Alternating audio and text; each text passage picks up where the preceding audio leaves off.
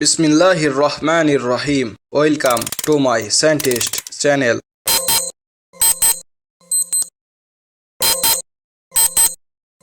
Hi friends, আমি রাহাতুল আপনাদের সাথে আছি সায়েন্টিস্ট চ্যানেলে। আজ আমি আপনাদেরকে ক্যাপাসিটর কিভাবে বাড়িতে তৈরি করবেন সে বিষয়ে বিস্তারিত আলোচনা করব। আশা করি এই ভিডিওটি দেখার পরে ক্যাপাসিটর আপনারা বাড়িতেই নিজের ইচ্ছা মতো মানের তৈরি করতে পারবেন। যে কোনো মানের ক্যাপাসিটর তৈরি করতে আমার এই ভিডিওটি অবশ্যই দেখুন। হঠাৎ করে আমার একটি ক্যাপাসিটর নষ্ট হয়ে যায়, যেটি লাগানো ছিল একটি 4 হর্স পাওয়ারের সাবমার্সিবল পাম্পে। আমি যখন বাজারে ক্যাপাসিটর আনতে যাই তখন বলে এত বড় মানের ক্যাপাসিটর আমাদের কাছে নেই।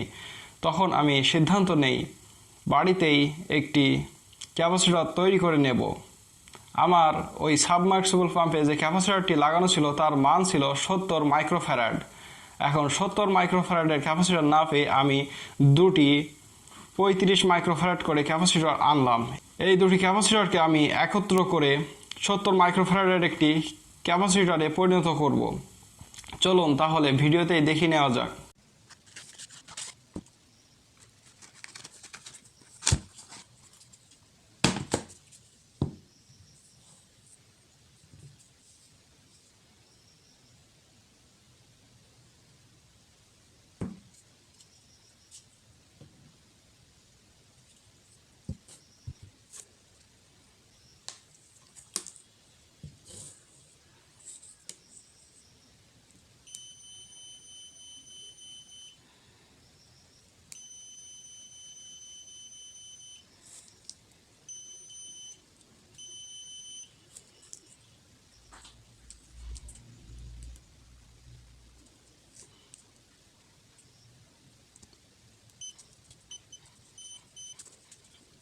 ক্যাপাসিটরে সর্বদা হাই কোয়ালিটি তার ব্যবহার করার চেষ্টা করবেন, কারণ ক্যাপাসিটর চার্জ হওয়ার সময় এবং ডিসচার্জ হওয়ার সময় যেন এই তারটি পুড়ে না যায়।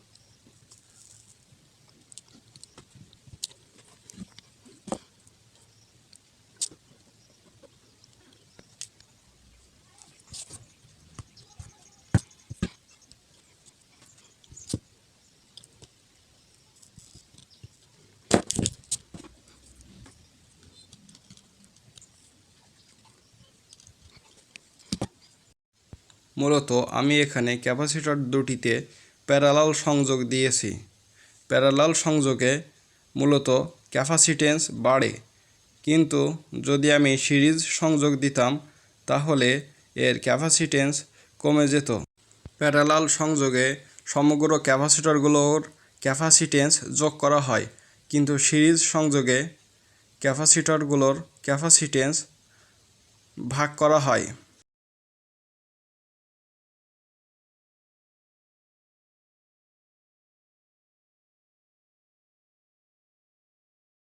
ভিউয়ার্স, আমি কিন্তু এখানে একটি 55 মাইক্রোফ্যারাড এবং একটি 15 মাইক্রোফ্যারাডের ক্যাপাসিটর নিয়ে মোট 70 মাইক্রোফ্যারাড এর ক্যাপাসিটর তৈরি করতে পারতাম, কিন্তু সেক্ষেত্রে ক্যাপাসিটরের গঠন অত্যন্ত বিশ্রী দেখা যেত।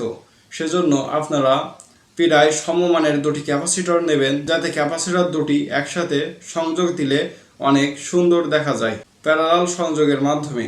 আজ এ পর্যন্তই। ভালো থাকবেন, ভালো রাখবেন। আল্লাহ হাফেজ।